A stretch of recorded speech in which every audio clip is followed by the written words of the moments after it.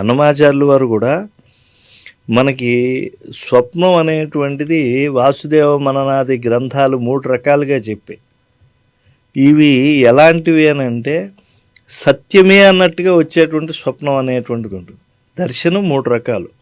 మొదటి దర్శనం ఏమిటంటే స్వప్న దర్శనం.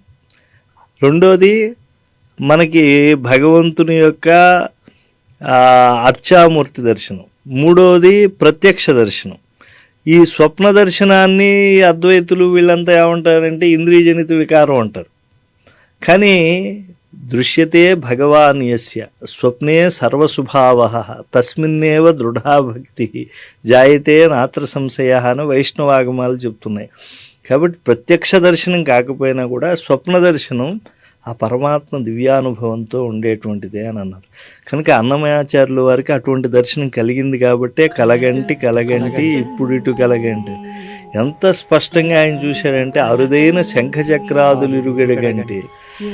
ఆ మూర్తిని కూడా ఆయన ఎక్కడ చూశాడు? ప్రతిలేని గోపుర ప్రభ దేవాలయంతో సహా అక్కడ ఉండేటువంటి దివ్య తీర్థాలతో సహా దర్శించాడు. కనుక సాక్షాత్తు వైకుంఠనాథుడు వైకుంఠ విరక్తుడై స్వామి పుష్కరిణీ తీరంలో కొలువై ఉంటే ఆ మూర్తిని సందర్శించుకున్నటువంటి భాగ్యాన్ని కలిగి ఉన్నాడు ఆయన.